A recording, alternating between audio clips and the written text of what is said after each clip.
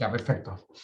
Bueno, la clase pasada, que ya fue hace casi 2 semanas, vimos las ecuaciones de diseño para la albañilería armada y donde nosotros establecíamos los 4 casos, dependiendo de qué tan profundo es el bloque de compresión y también dependiendo si se alcanza primero la tensión admisible de la albañilería o la tensión admisible del acero, ¿cierto? Entonces, no me acuerdo bien, pero creo que empezamos a discutir los comentarios generales, pero no los terminamos, así que los vamos a repasar, ¿les parece? Bueno, primero que nada, que la norma 1928, el cálculo de los muros sometidos a flexión simple o compuesta debe realizarse considerando las tensiones admisibles siguientes.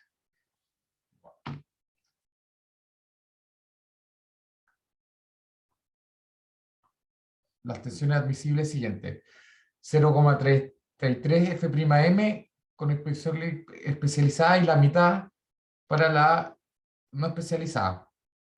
Y la tracción de las barras también depende de la calidad del acero, pero 140 y 170, según si es de 280 megapascales de fluencia o 420. Como ya le había anunciado la clase anterior, hoy en día el acero de 280 prácticamente ya no se usa ni se comercializa, así que lo más probable es que ustedes tengan que usar estos valores. Las tensiones admisibles, como es tensión admisible, ASD, las cargas que son accidentales se pueden aumentar, o sea, para esas combinaciones las tensiones admisibles se pueden aumentar en 33%, por ejemplo en el caso de los sismos. Y los elementos sometidos a flexocompresión deben satisfacer además que el esfuerzo axial de compresión no deba superar el esfuerzo axial admisible para muros o columnas. Las cuantías mínimas. La barra de refuerzo de borde mínima en un muro de albañilería armada debe ser una barra de 12 milímetros de diámetro.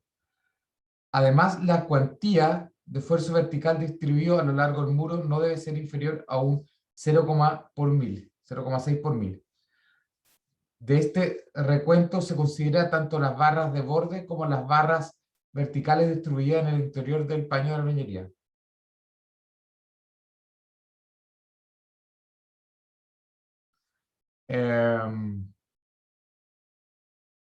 Acá tengo una consulta, esto es una pregunta que les voy a hacer, que hago todos los semestres, que es lo siguiente.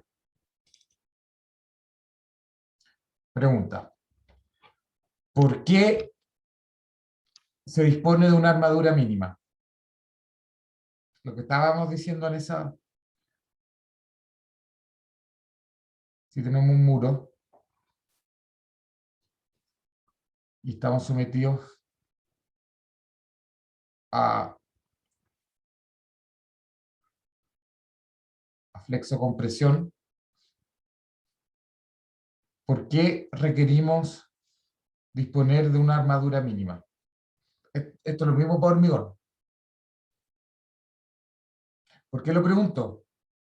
Porque si este momento, o sea, lo pongo de otra forma, existe un momento, lo voy a escribir, no me acuerdo si era como la notación, existe, ¿cierto? Así se escribía. Existe un elemento, un phi de barra, menor al phi mínimo, para el cual el momento es menor al momento mínimo que produce este phi mínimo. ¿Me explico o no? ¿Qué es lo que estoy diciendo? Mi pregunta es: ¿por qué necesitamos una cuantía mínima si sabemos que existe un momento que si aplicamos las fórmulas, como son lineales las fórmulas, existe un momento para el cual la armadura que sale por cálculo es menor que la armadura mínima, que estamos diciendo que estamos imponiendo que sea un phi de 12, ¿cierto? Acá a ambos lados. Eso es lo que acabamos de decir de la diapositiva. Entonces, ¿por qué requerimos de una armadura mínima?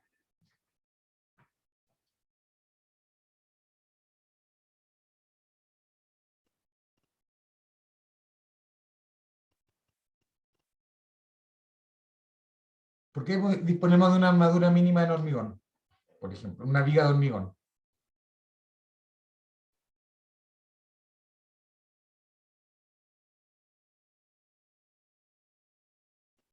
¿Ya todos tomaron el ramo de hormigón?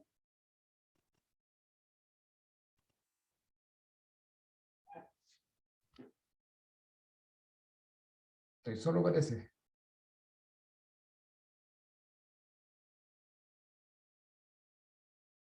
No ¿Nadie? sé, la verdad. Sí, por acá, profesor. Ya. A ver, imagínenselo. A ver. Usted, o sea, esto ya se lo deberían de haber preguntado también en el curso de hormigón. ¿Por qué tenemos que disponer de una armadura mínima? Si total, si el momento de diseño es muy pequeño, podríamos diseñarlo con una menor cantidad de barras. Entonces, ¿qué es lo que nos define una armadura mínima? ¿Cuál es el fenómeno? Como por desgaste, por durabilidad, algo así se podría decir, profesor. No. Tiene que ver con, le voy a dar una pista. Tiene que ver con una, con una acción, con una de los, ¿cómo se llama esto? Con uno de los supuestos que hemos hecho a la hora de a la hora de escribir nuestras ecuaciones a la hora de... Nosotros asumimos algunas cosas que en la realidad no se cumplen. Ese es el tema. Hay un supuesto que no es 100% correcto.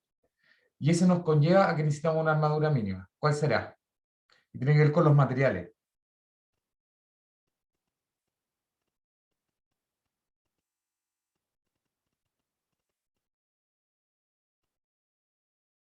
¿Cuáles son los supuestos que hicimos? ¿Se acuerdan? ¿Cuáles son los típicos supuestos de diseños que uno hace?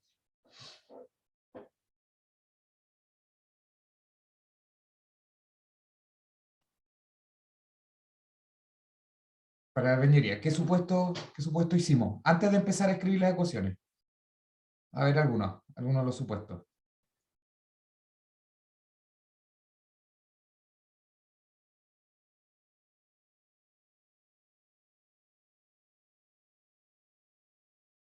¿Cómo tienen que ser las caras? ¿Cómo tienen que quedar cuando rotan?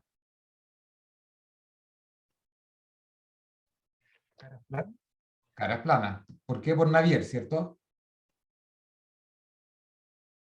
¿Qué más? La suma de fuerza es cero, ¿cierto? Compatibilidad de fuerza. Las tracciones las toma. ¿Quién le toma las tracciones? Las barras de refuerzo, Sí. ¿Y la compresión? el paño, El paño. Ya. ¿Dónde está el problema? El último que dijimos. A nivel de material.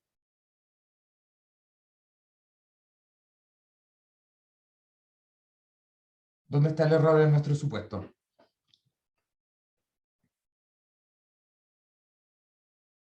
A ver, veámoslo así, ya por parte. ¿La albañilería toma la carga en compresión? sí, ¿La barra toma la carga en tracción? sí, Ya, y ahí viene la pregunta. ¿Solo la barra toma la carga en tracción?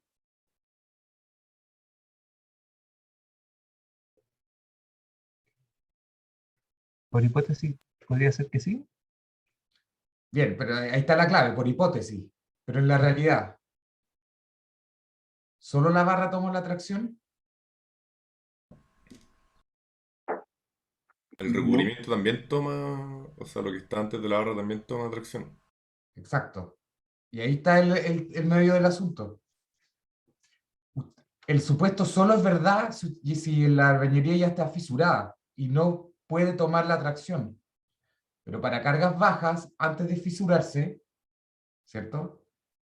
La, tanto la barra como la albañilería, acá, nos estamos flectando hacia acá, o sea que en esta zona de acá, ¿cierto? Toda esta zona de acá, tal vez toda la altura, no lo sé. No solo las barras toman la tracción, sino que también la albañilería. Hasta cierto punto existe un M, ¿cierto? Existe un momento para el cual el F de tracción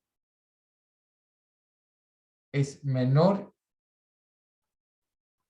que el F de tracción del material, que la capacidad de la tracción del material mismo. Entonces, ¿qué pasa? ¿Qué pasa entonces si es que nosotros no diseñamos con un mínimo?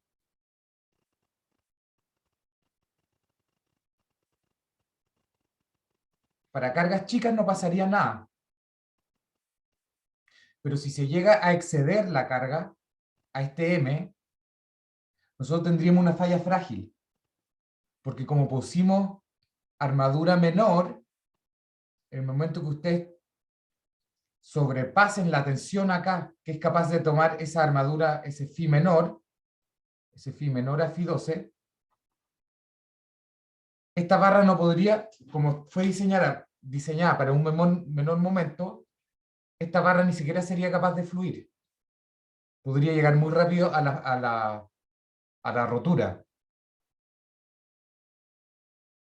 ¿Se entiende o no? En el fondo nosotros, mientras que vayamos aumentando el M, de chico a cada vez más grande, nosotros en los primeros instantes vamos a estar sosteniendo la flexión, no solo con la barra, sino que también con la albañilería. Pero en el momento que esto se agriete, toda la carga que estaba tomando la albañilería se va a traspasar a la barra. Y si esta barra no está diseñada para tomar ese incremento de carga, se nos puede cortar en vez de fluir. Y por eso siempre para materiales frágiles, cuando se mezcla material frágil con uno dúctil, ustedes tienen que, esa hipótesis la tienen que corregir, por ejemplo, poniendo una armadura mínima. Porque en la realidad no se cumple que los materiales no tienen capacidad de atracción. Eso no es así. Eso es un supuesto idealizado. ¿Se entendió esta parte o no? Sí, Sí, profe. profesor. Ya. Entonces, nosotros, para que les quede claro también a futuro, nosotros siempre disponemos de un mínimo para tomar el incremento de carga al momento que superemos la capacidad de la atracción del material frágil, o dicho en otras palabras, para cuando se fisure. Porque ahí se produce un gran salto en carga. Que el único que queda para tomar ese salto de carga es justamente la barra, en el extremo.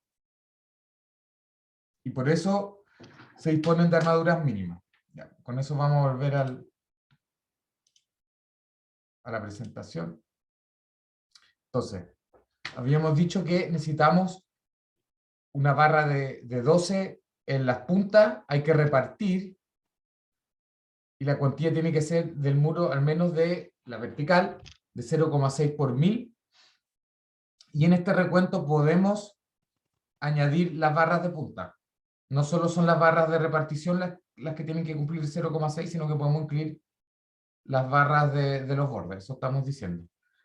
Después, las barras distribuidas deben ser de 8 milímetros de diámetro y no debe ser mayor que el menor valor entre 120 centímetros o 6 veces el espesor de muro. Ahora, dijimos que en general los muros tienen 14 de ancho. Entonces, ¿cuánto es 6 por 14? 84. Así que en la práctica rara vez va a ser más de 84. La separación máxima entre las barras. Para llegar a una de 120, ¿cuánto necesitamos? ¿Cuánto es 120 dividido por 6? 20. O sea, dicho de otra forma, cuando es de 14, nos da 84. Y para llegar a una separación de 120, equivaldría a un bloque o un ladrillo de 20 centímetros. Si es mayor a eso, igual tenemos que mantener la separación máxima en 120 centímetros. Después, en los bordes verticales de los vanos, o sea, como de ventanas, por ejemplo, se deben colocar barras verticales de diámetro mayor o igual que 10 milímetros. Estas barras se deben extender en toda la altura del muro. Bajo las aberturas de ventanas se deben colocar armaduras horizontales. Esta armadura debe ser como mínima una escalerilla de 4,2 milímetros de diámetro. Esta armadura se debe ubicar en la primera junta horizontal bajo la abertura y se debe extender en forma continua a lo largo del muro, de todo el muro. Se recomienda utilizar una segunda escalerilla a nivel del alféizar, o sea, una segunda justo por debajo de la primera junta horizontal, por debajo de esa también. Puede ayudar a controlar la fisuración de los muros. Esta armadura no necesita ser continua a lo largo del muro, o sea, la primera la tenemos que tirar a lo largo de todo el muro, pero la segunda, que estamos diciendo que es una buena práctica para evitar el fisuramiento en la esquina de los vanos, puede extenderse, no tiene que extenderse en todo el muro, puede extenderse solamente, normalmente uno usa como 60 centímetros alrededor de eso. 60 centímetros más allá de la esquina del vano. Después, propiedades geométricas. Como ya habíamos dicho anteriormente, cuando ustedes tienen ladrillos tipo rejilla o todos los huecos rellenos, ustedes pueden usar como el espesor total, tanto para el cálculo de las propiedades geométricas como para las tensiones, pueden usar B igual a T, o sea, que el ancho es el espesor total de cálculo. Ahora, cuando ustedes tienen ladrillos que es considerados huecos, o sea, con mayor del 50% de huecos, o que no estén parcialmente rellenos, para el cálculo geométrico y para el cálculo de las tensiones, ustedes tienen que usar el ancho efectivo, no el ancho bruto. Y el espesor efectivo se obtiene dividiendo el área de contacto con el área total.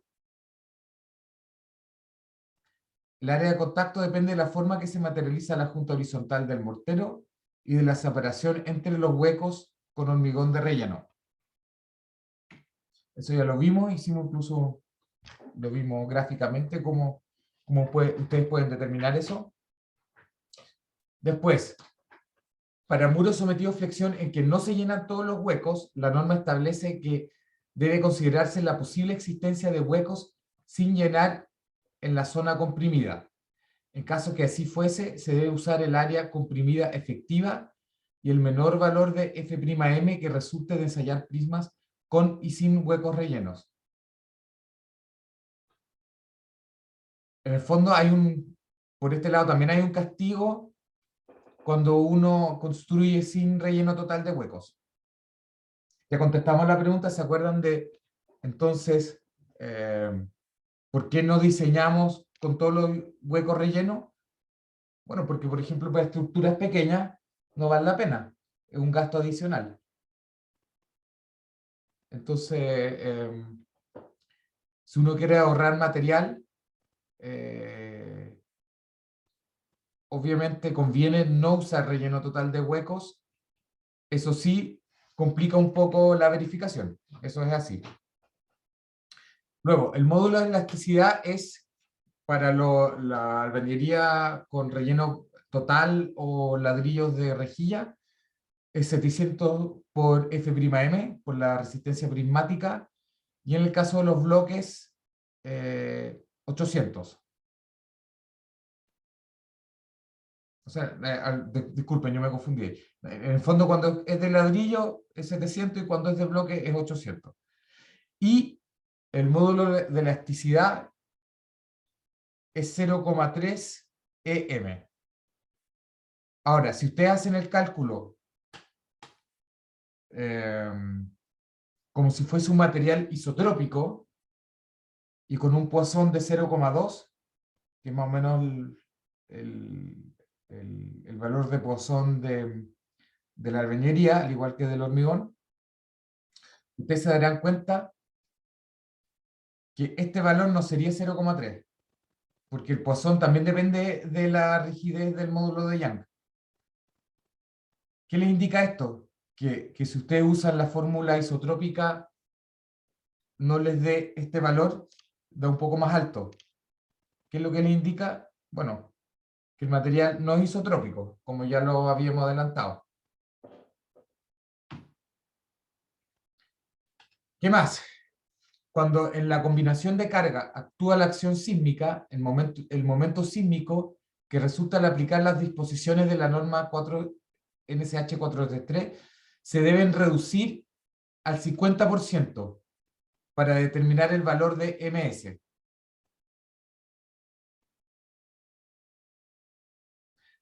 ¿Qué estamos diciendo? Que el momento MS debemos reducirlo al 50%. ¿Por qué? Bueno, eso es lo que digo yo después. La intención de esta disposición es lograr una falla de flexión y corte en lugar de una falla controlada solo por la fuerza de corte, y así mejorar la capacidad de formación y disipación en el rango no lineal de comportamiento. De nuevo, la intención de esta disposición es lograr una falla de flexión y corte, en vez de sola una por corte. ¿Por qué? A ver si alguien se anima. Tiene que un poco que ver con lo que hablamos también anteriormente.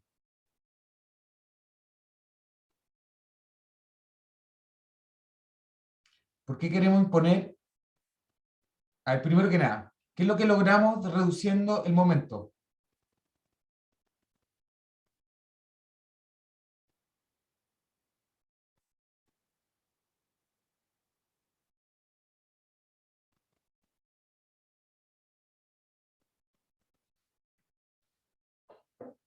¿O qué es lo que estamos buscando? ¿Por qué queremos imponer una falla de flexión y corte en vez de solo corte?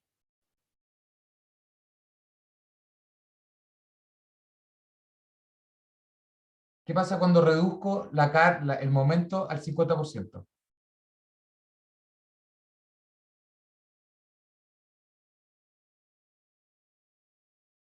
¿Qué efecto tendría eso?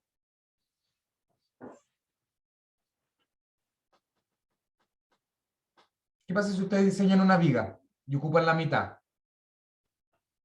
del momento que deberían de usar por diseño? ¿Cuál es el efecto?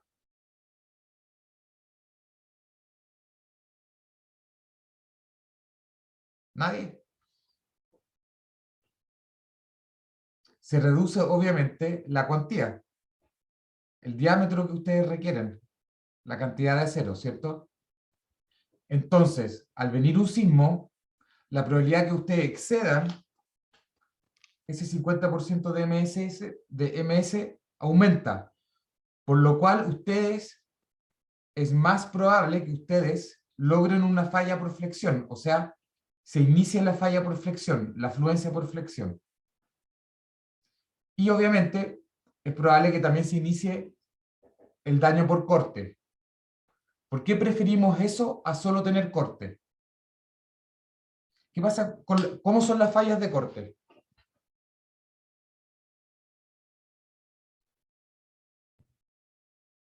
Cuando sobrepasamos la capacidad del corte de un muro, aunque tenga cero.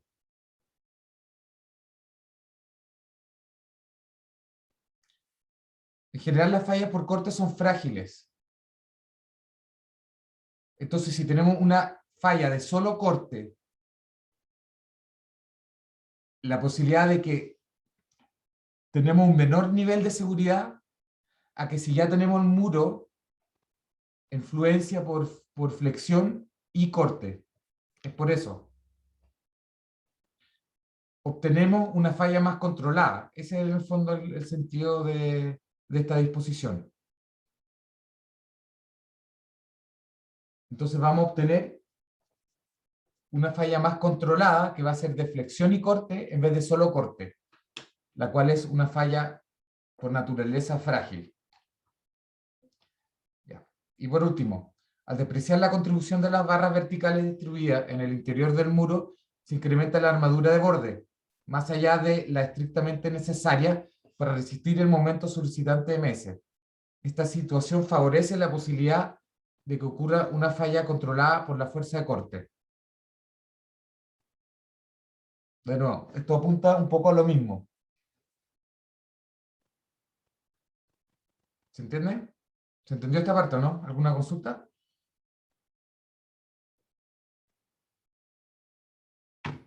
Ya. Entonces, después, verificación del nivel de tensión en el refuerzo comprimido F'S, o sea, el que está en compresión. Cuando este es obviamente menor o igual a la tensión admisible. Cuando controla la tensión en el refuerzo, o sea, el caso 4 del que estuvimos hablando, vamos a llegar a la conclusión que se cumple que gamma va a ser siempre mayor o igual a 2K menos 1. Esto lo menciona solamente porque puede ser interesante al momento de diseñar, lograr realizar esta comprobación. Gamma está siendo mayor o igual que 2K menos 1, sí, entonces estamos bien. Y también sabemos, vamos a obtener que gamma va a tener que estar entre 0 y 1. Y esta condición se cumple para todo gamma. Ojo, siempre y cuando estos rangos, ¿se acuerdan? Son válidos para la NSH 1928, con los rangos en los cuales esta norma nos permite movernos. Luego, para el diseño de flexión, esto es para los muros cuando tenemos carga perpendicular al muro, o sea, fuera del plano. Para el diseño de la flexión ante acciones perpendiculares al plano, se considera que el ancho de la sección B corresponde a la distancia entre barras verticales. En muros de albañilería construidos con unidades cerámicas del tipo rejilla, con huecos, conos sin relleno total, y con el mortero extendido en toda la superficie de asiento, o muros construidos con bloques huecos de hormigón con relleno total de los huecos, la sección de cálculo es una sección rectangular de ancho A. Pero para el caso que no sea así, o cuando no se rellenen todos los huecos, la sección de cálculo corresponde a la sección T, indicada acá en la figura. Entonces, para estos casos, ustedes deben diseñar en este ancho tributario, el muro, como un elemento de forma de T. ¿Se fijan? Porque si solo tenemos esta parte traccionada y le estamos aplicando momento, entonces lo que nos está diciendo es que vamos a considerar que nuestro elemento de análisis es únicamente esta T de acá, en lo cual tenemos esta barra acá al medio.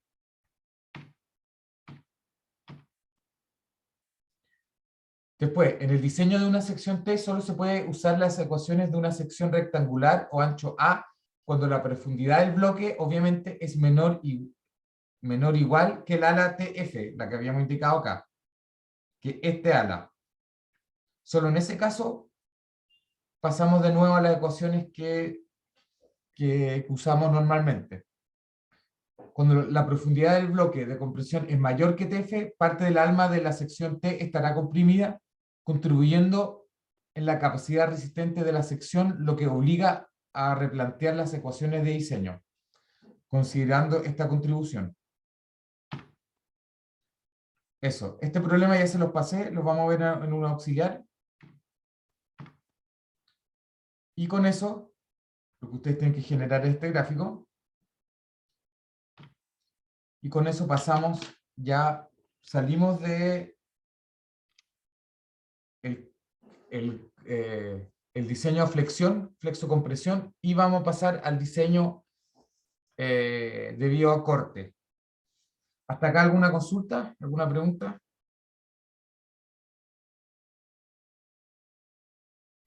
Ya, entonces vamos a comenzar, como ya les dije, vimos albañilería armada y cómo se diseña por flexo-compresión. Lo que nos falta delimitar ahora es cómo vamos a diseñar la albañilería en el caso de corte, para las fuerzas de corte. Entonces, en general nosotros, cuando tenemos corte en un muro, de altura D, desde la barra hasta acá atrás, nosotros aplicamos una carga horizontal, se nos genera corte a lo largo del muro, ¿cierto? En toda su altura. Y nosotros vamos a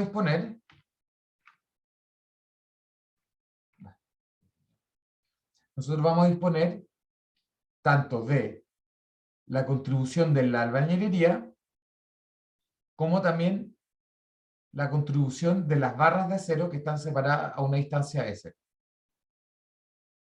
Que nosotros en general, más que barras, son las escalerillas que nosotros usamos. Entonces, debido a la complejidad de los mecanismos que definen la resistencia al corte de un muro de albañilería armada, hasta la fecha no existe un modelo teórico de uso práctico que permita establecer esta resistencia.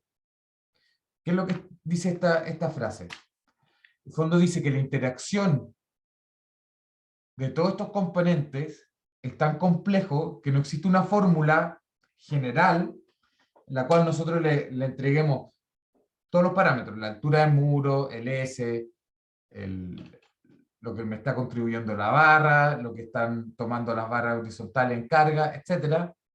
De tal manera que me entregue un valor, una resistencia de diseño a corte.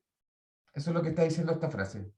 Es demasiado complejo. Entonces, para efectos prácticos, la resistencia al corte se calcula a partir de ecuaciones empíricas del tipo como esta. Que el corte nominal es igual al corte que resiste el muro más el corte que resiste el acero horizontal que tenemos en nuestro muro más la contribución de la fuerza de compresión axial. Entonces, de nuevo, tenemos una contribución del muro, una contribución del acero y una contribución de la carga axial. A ver, si no tenemos ni acero ni una carga axial, es más o menos, voy a hacer la pregunta de otra forma. ¿Cómo hemos llegado a esta analogía empírica, a esta ecuación empírica, que en el fondo nos dice hay una relación lineal entre estas tres componentes? ¿Por qué? Porque es obvio.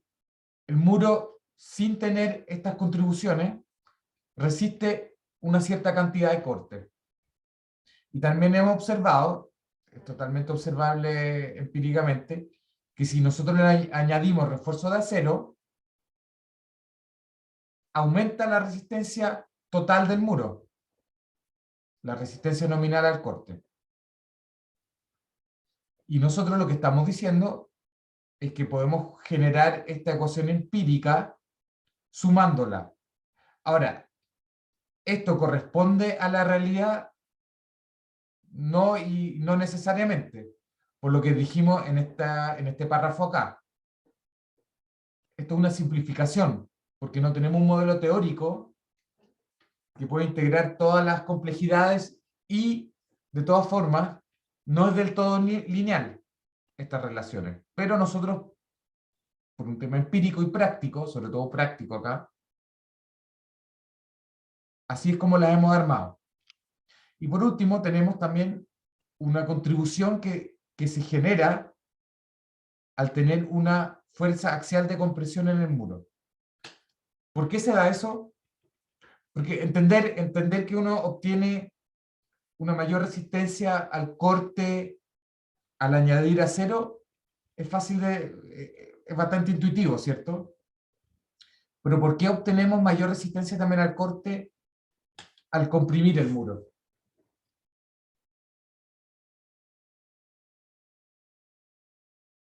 Acá pueden hacer el símil con los suelos.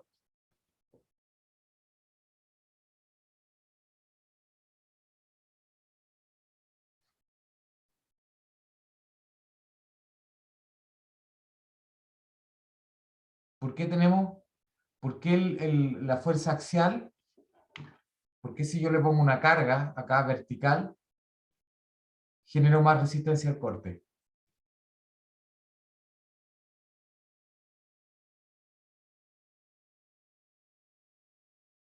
Porque lo confino, le doy mayor confinamiento. En el suelo pasa lo mismo, si un suelo está más confinado, aumenta la resistencia respecto a la carga axial. Por ejemplo, de una zapata. Entonces, a raíz del confinamiento que generamos a nivel del material, nosotros aumentamos también la resistencia al corte con la contribución axial. Entonces, en general casi todas las normas se han agarrado de esta filosofía por un sentido práctico y empírico y han generado ecuaciones de este estilo. Y vamos a ver algunas y vamos a ir viendo cómo lo resolvimos también para la albañilería chilena. Entonces, simplificando el mecanismo, como habíamos dicho, tenemos una carga axial, una carga de corte, solicitante, tenemos barras de acero separadas a una distancia equidistante S, y estamos diciendo que nuestra resistencia al corte es Vm más Vp más la suma de todos los aportes que nos entregan estas barras de acá, las barras distribuidas. Y ese Bs no es nada más que la resistencia del acero por o la tensión, por el área del acero de cada una de las barras, por la cantidad de barras, por un factor. ¿A qué creen que equivale ese factor? ¿Qué pasa si vale 1?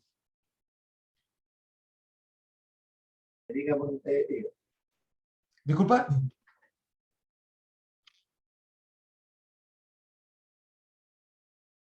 ¿Qué pasa si este factor vale 1? ¿Qué estaríamos diciendo en la práctica?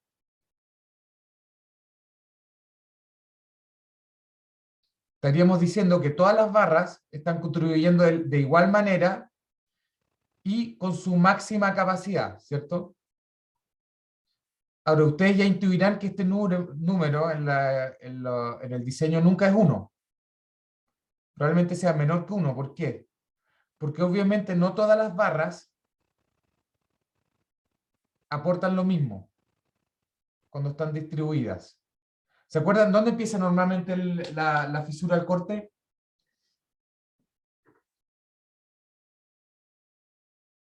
Cuando ustedes tienen un muro que está bajo carga cíclica, de un sismo, por ejemplo, ¿dónde empiezan la fisura? ¿En qué parte del paño?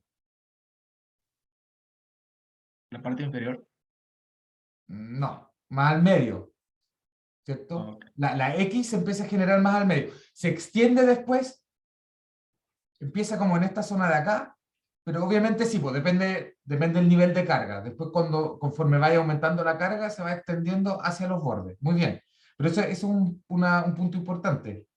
¿Por qué? Porque como se inicia al medio, en verdad, no todas las barras contribuyen al inicio al menos, antes del fisuramiento, a la resistencia. Entonces, no todas las barras están contribuyendo de la misma forma a resistir el corte. Y por eso, en general, uno multiplica por un factor de eficiencia, digámoslo así. Uno castiga las barras porque como no todas contribuyen, tenemos que premultiplicarlo por un valor y obviamente es menor que 1. Hay una pérdida de eficiencia, según cómo se distribuyen las barras. Entonces, aprovechando los estudios, los resultados de los estudios experimentales de los últimos 30 años, se han determinado las expresiones de cada una de estas contribuciones. De cada una de estas, de la contribución axial, PP, de la del muro y la DBS. ¿Cómo lo hacemos? Bueno, variando en los experimentos, variando estos parámetros, ¿cierto? El uso de esta expresión está limitado por las condiciones en que se han realizado los ensayos, destacándose entre ellas. ¿Cuáles son las limitaciones que tenemos en el stock de ensayos que se tenían para la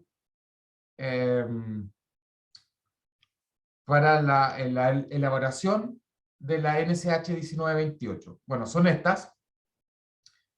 Calidad de la mano de obra usada en la construcción de las probetas, la calidad de los materiales, las condiciones de llenado de los huecos, las cuantías de armaduras que fueron variando en los ensayos, calidad, grado del acero de los refuerzos, niveles de carga axiales aplicados. Yo diría que este es el menos estudiado, el efecto menos estudiado de los ensayos. ¿Por qué? Porque esto es difícil hacerlo bien en laboratorio.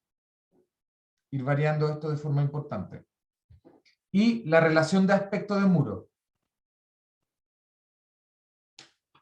que a veces también nos hace muy comparables unos ensayos entre los ensayos, entre los distintos ensayos. Ahora, la norma se realizó con un set de resultados que vamos a ver más adelante, y que obviamente tiene estas limitaciones. Ahora, como yo ya le había comentado en clases anteriores, el profesor Cristian Sandoval de la Católica, junto con su alumno Sebastián Calderón, que se graduó hace poco de su doctorado, ellos, a través de si no me equivoco, es un Fondesit, creo que no me estoy equivocando, realizaron una gran campaña de estos experimentos de muro a corte en escala real, con los cuales probablemente se estén subsanando esta falta de información o estas limitaciones que hemos tenido hasta ahora en nuestro set de ensayo. Y que obviamente estos nuevos insights, estos nuevos conocimientos que hemos ganado a través de estos ensayos, obviamente la idea es que queden plasmadas en una nueva versión de la norma NSH 1928. Es el fin último. Así que todo lo que yo se lo menciono porque lo que yo les voy a ir enseñando en este capítulo respecto a la albañilería armada es lo que está vigente hoy en día, pero es probable que en los próximos 2 a 3 años eso cambie. Así que a futuro van a tener que estar alerta porque probablemente esta norma sea actualizada. Y probablemente cambien todas las ecuaciones que yo les presento acá. Entonces, según estudios experimentales, esto es cultura general, después vamos a aterrizar en Chile, según estudios experimentales realizados en Estados Unidos, Japón y Nueva Zelanda, y reportados por Davis en 2010, en muros construidos con relleno total de huecos, la fórmula que él entrega tiene esta forma. Ahora, si nosotros si nosotros analizamos cada uno de los términos de esta norma, nos vamos a dar cuenta que cada de estos términos corresponde a algo específico. Si fijan acá, tenemos el área de muro, ¿cierto? AN. F'M. ¿Qué es F'M? La resistencia prismática, ¿cierto? Tenemos un término acá, que en el fondo es una relación de Esbeltez, y tenemos un alfa. Por ende, el único término que tiene que ver con materiales acá es este, y es el del muro. Por lo tanto, esto en el fondo representa nuestra resistencia al muro sin considerar ni el acero ni la carga axial. Esta es la carga axial, la contribución 0,25, y tenemos la contribución del acero, o sea, que es Fi por dB por el área del acero dividido S, la separación, por 0,5. ¿Qué es este 0,5? ¿Se acuerdan? ¿A qué equivaldría ese 0,5? En la ecuación que les mostré anteriormente.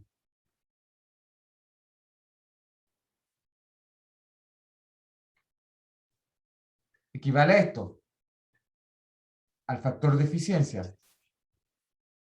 O sea, en esos países que nosotros estamos analizando, la ecuación es la contribución del acero, lo están premultiplicando por 0,5. Entendiendo, en el fondo, que en verdad, cuando nosotros repartimos las armaduras, tenemos una pérdida de eficiencia de más o menos del 50%.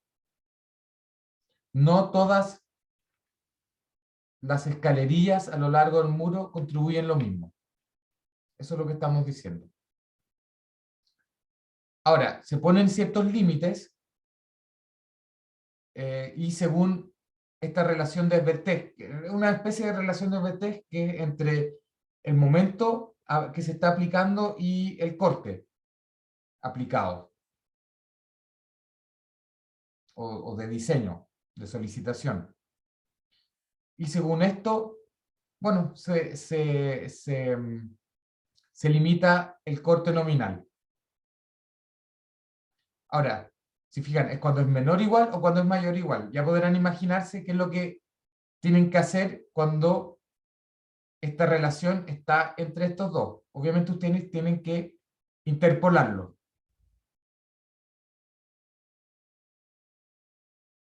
Tienen que interpolar.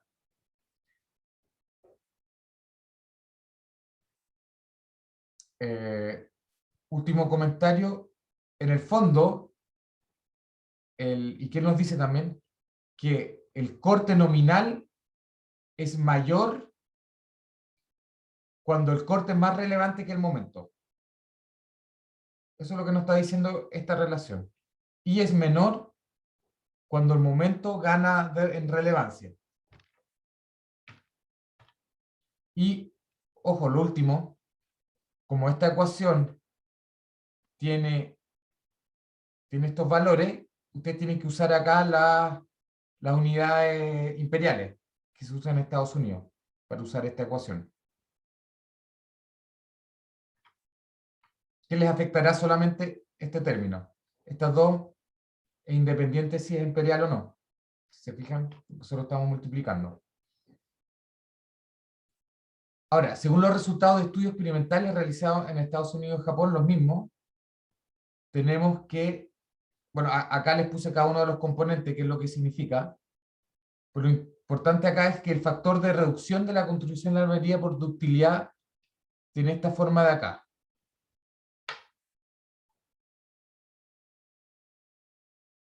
Y en el fondo está diciendo que cuando este factor es menor que 2, la podemos considerar completa y después tiene un decaimiento bastante rápido. Ahora, lo que se ha observado es que esa expresión de Bn, del momento nominal, sobreestima la resistencia al corte de los muros, construidos cuando el relleno es parcial. Esto lo dice North y el Gawadi. Entonces, aprovechando los datos experimentales disponibles, Nolf y para ese tipo de albañilería, la que es con relleno parcial de hueco, Nolf y Gadawi proponen esto, ¿dónde? Esto como lo ponen ellos, por eso lo tengo así, pero en verdad es lo mismo. Es lo mismo que hemos visto anteriormente. Tenemos BNM, que es la contribución del muro más la carga axial, acá está la contribución de la carga axial, más la contribución de nuestro acero. Y si se fijan, lo único que varía acá es que en el fondo tiene un coeficiente adicional para el acero. ¿Qué es lo que dicen ellos? Que según la cuantía, el beta disminuye cuando la cuantía es mayor a 0,1%. ¿Y disminuye cómo? De esta forma. O sea, cuando ya a partir de cierta cuantía, incluso se reduce más aún la eficiencia de las barras de acero. Por eso se los pongo acá, un poco para entender eso. Que ya a partir de cierta cantidad de cuantía, estaríamos reduciendo más aún la eficiencia de nuestras barras. Más allá del 50%, ¿se acuerdan? Porque ya tenemos una reducción del 50%. Y cuando la cuantía es mayor a 0,1 es aún mayor. Entonces, a partir de los resultados de los estudios experimentales realizados en Chile y Estados Unidos, ahora ya estamos entrando a nuestra norma y a nuestra realidad local, hasta 1987, Hidalgo en 1989 propuso la siguiente expresión de BM. Él decía que nuestro corte nominal debería ser igual a 2,5 por la tensión tangencial admisible del corte de albañilería por 1 más una relación que depende de la cuantía que se esté poniendo, por, obviamente, estamos multiplicando el área por la tensión admisible del corte. Pero eso no puede ser nunca mayor o igual a 5 veces Vm por An. Ahora, ¿qué nos indica esto? Habíamos dicho que la cuantía mínima es 0,006, ¿cierto? En el fondo, esto nos da un valor mínimo y si aumentamos la cuantía, ganamos en resistencia. Eso es lo que podemos concluir de esta expresión de acá. ¿Se fijan? Es siempre mayor o igual a 1. Y donde la cuantía se calcula como el área del muro en la altura, dividido la separación de las barras por el ancho.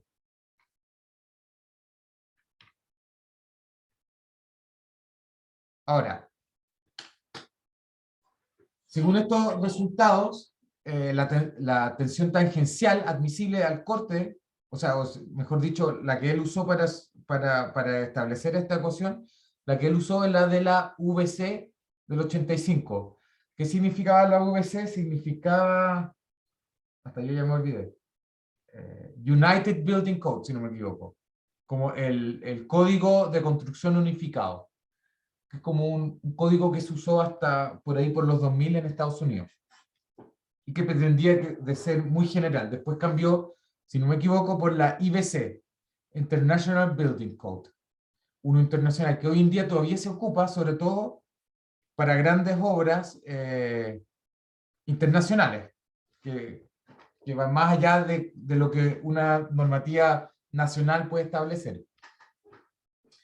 Entonces, él acá define, o sea, el código define la resistencia al corte según estas ecuaciones, que de nuevo dependen de la relación momento-corte y obviamente de nuestra resistencia prismática. ¿Esto a ustedes les parece conocido? Voy para atrás, de hecho. Voy a ir para atrás. Esto, ¿a ustedes les parece conocido? Esta expresión de acá. ¿La han visto en otro lado?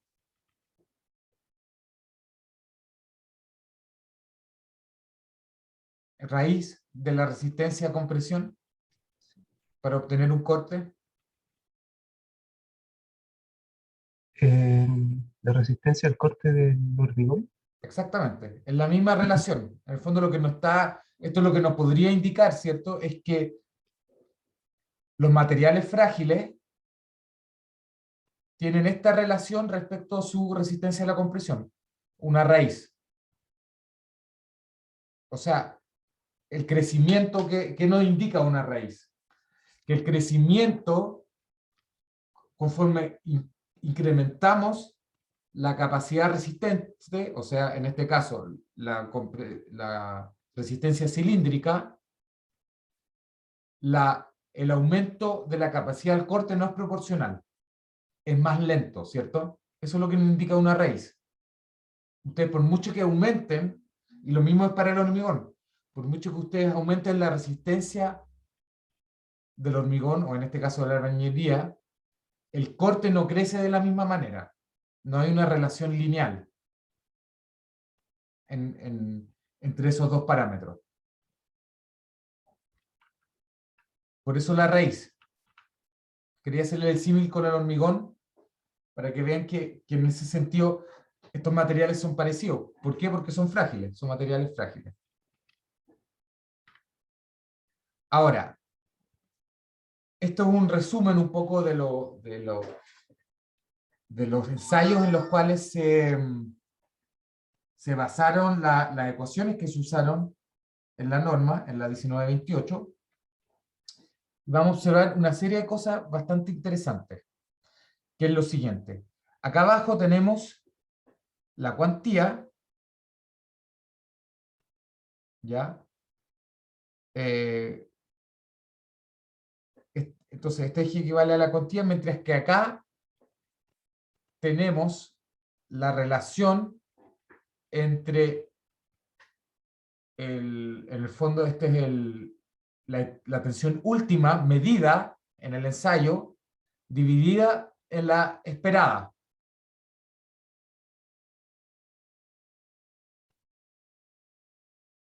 A ver, ¿estoy bien? Sí, al contrario, la tensión última versus la nominal, dividido la nominal. Entonces, ¿qué es lo que observamos? Primero que nada, dijimos que en la norma 1928, la armadura mínima corresponde a 0,6 por mil, que cae más o menos, gráficamente, a esta altura.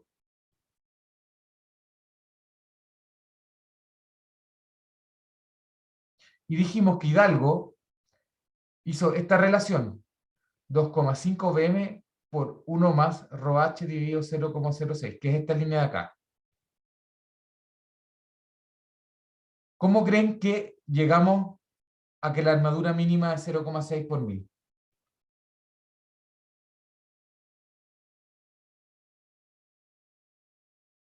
Acuérdense, lo nombré una vez ya, que en albañilería nosotros creamos la norma no basada ni en modelo ni nada, sino que en observaciones experimentales. Una norma donde el diseño se diseñó, valga la redundancia, respecto a resultados experimentales, y no ecuaciones teóricas ni analíticas. Entonces, ¿por qué creen que dispusimos 0,6 como una cuantía mínima?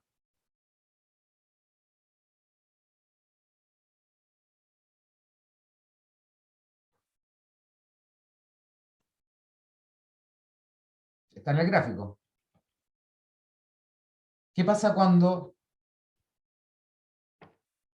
qué pasa con los ensayos que están bajo 0,6%? Bajo 0,6 por mil.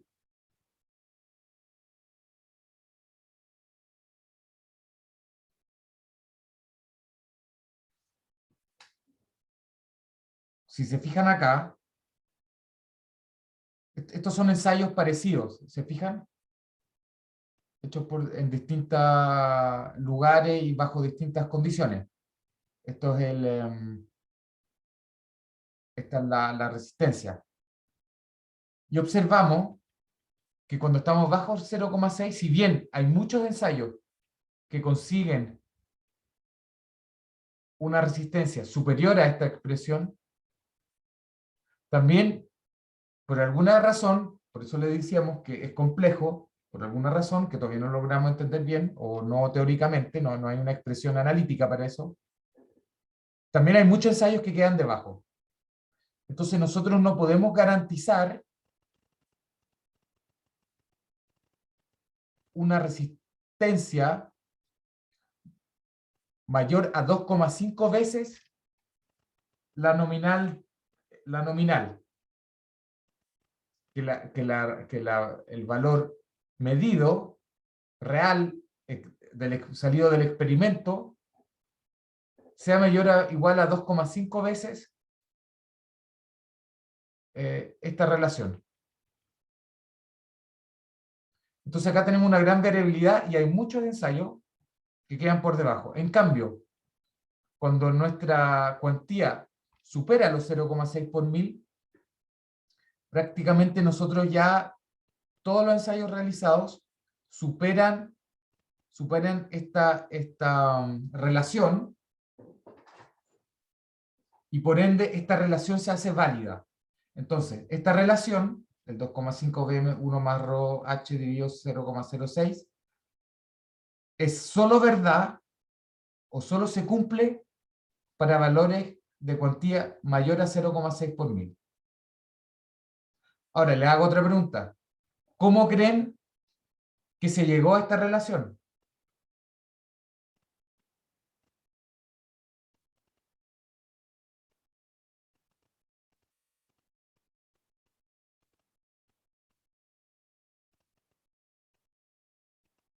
¿Cómo creen que esto, cuando uno diseña estas normas, cómo creen que se llegó a esta relación? ¿Cómo uno lo hace en la práctica?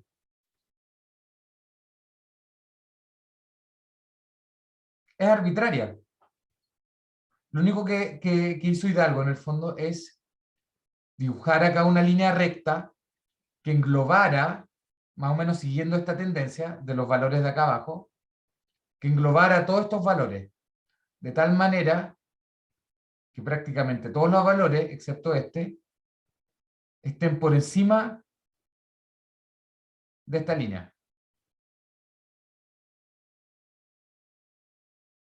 ¿Y qué otra cosa nos dice el 2,5?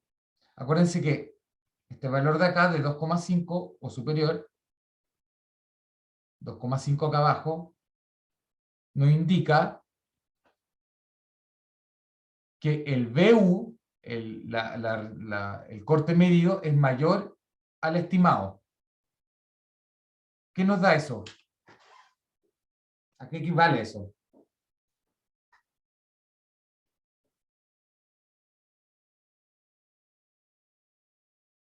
Cuando lo real es 2,5 veces mayor a lo teórico. ¿Qué es lo que obtenemos? Un factor de seguridad.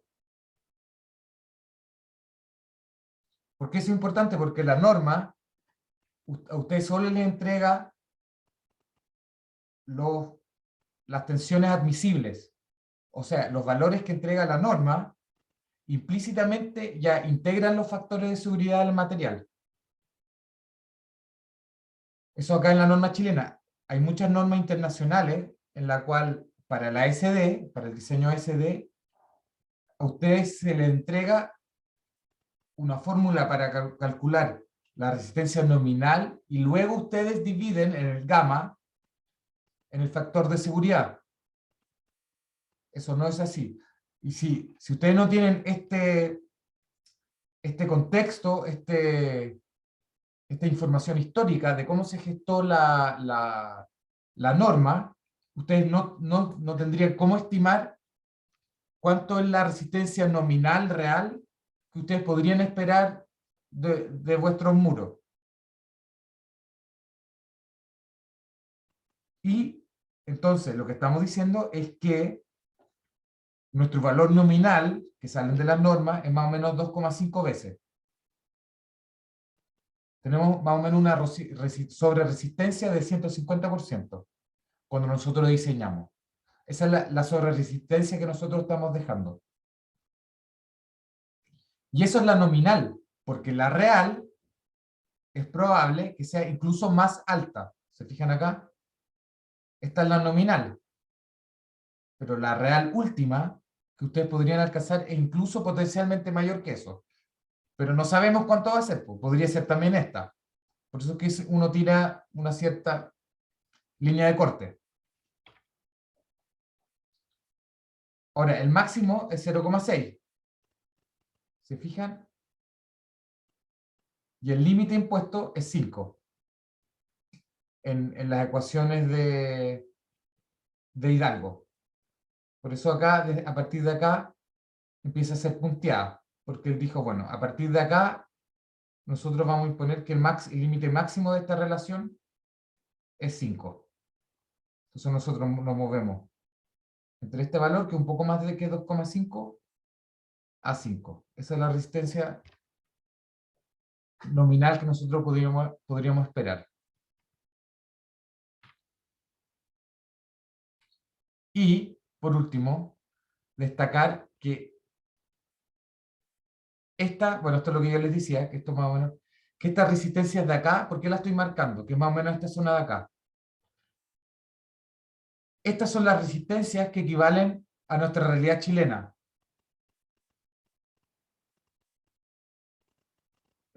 Resistencias cilíndricas de alrededor de estos valores, al menos en los 80. Entonces, si ustedes se fijan, por eso también se cortó el límite acá. Porque nuestras albañilerías en general no superan este valor de 5.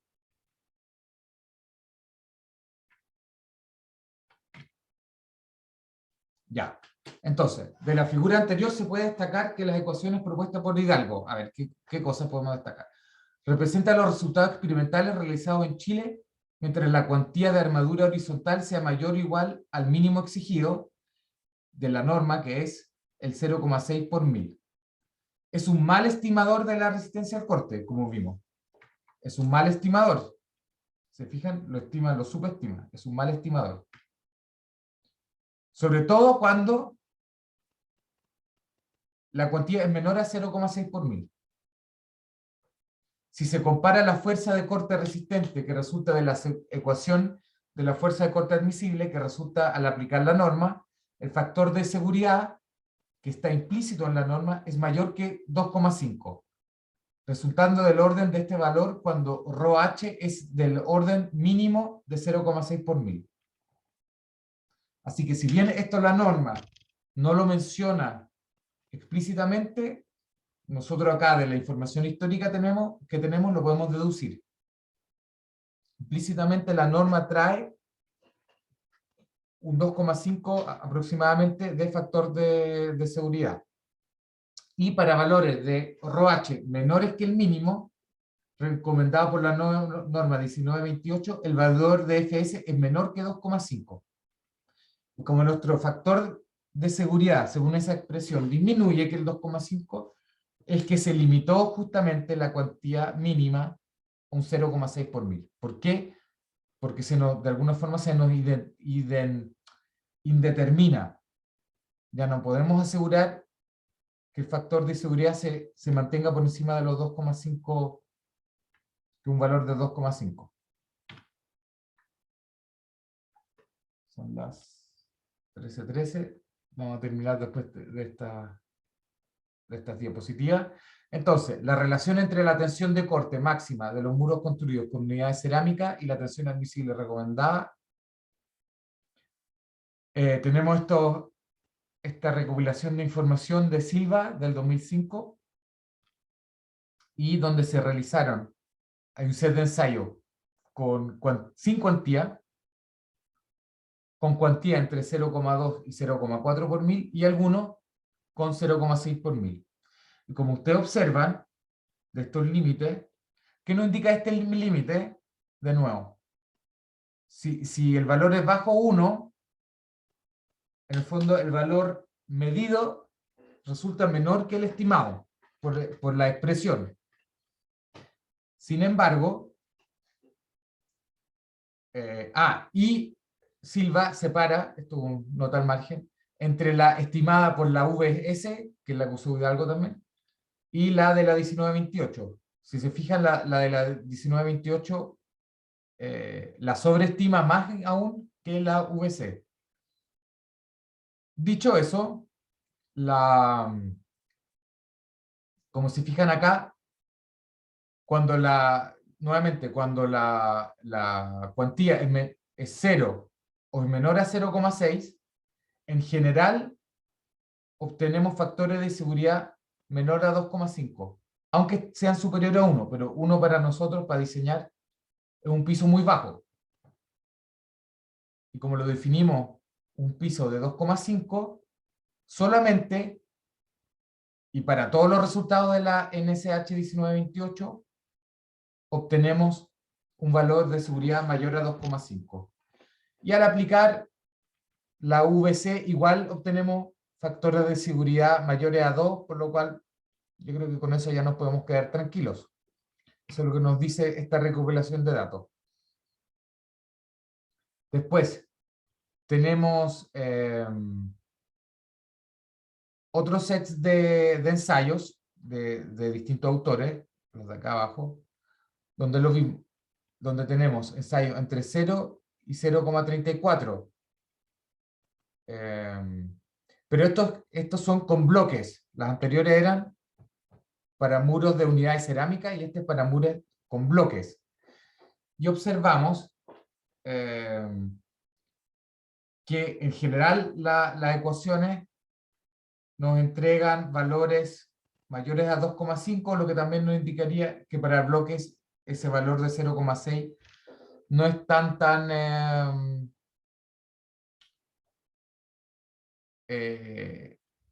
no es tan, ¿cómo decirlo? Podríamos ser menos restrictivos para la ingeniería de bloques.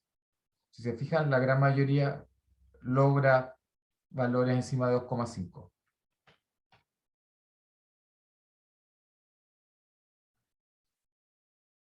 Bueno, teniendo en cuenta los resultados que ya les mostré, para cuantía de armadura reducida, las cuales recopiló Silva, Silva propuso la siguiente expresión, que el corte VM, el aporte del muro, sea 0,4 veces tau m por AG, más 0,25 veces el aporte de N. ¿Se vieron? Ya perdimos acá la relación entre momento y corte, pero nunca mayor a 0,7 tau m AG.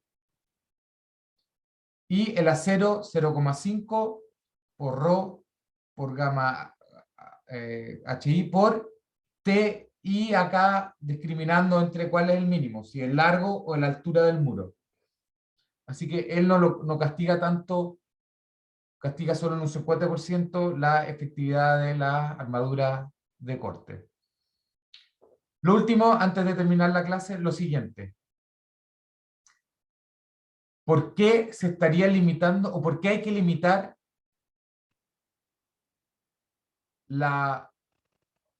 el aporte del muro? ¿Por qué estamos limitando la resistencia del muro? Y voy a ser más preciso, para no confundirlos. Lo voy a hacer más general estudio. ¿Por qué ustedes creen que este valor, que es igual a 0,25 por la carga axial, debería de ser menor a un valor máximo? ¿Por qué deberíamos limitarlo? Este aporte.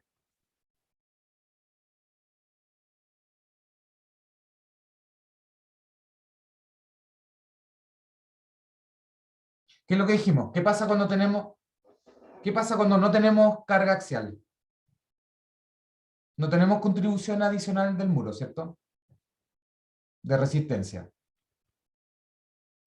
Si tenemos carga axial, dijimos que por confinamiento se produce una mejora, un aumento en la resistencia nominal del muro, ¿cierto? Aunque no tenga acero. ¿Pero por qué tenemos que limitarlo?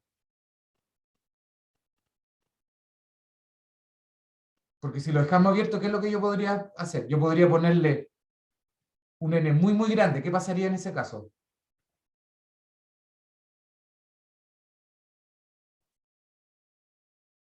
¿Puedo incrementar el N todo lo que yo quiera?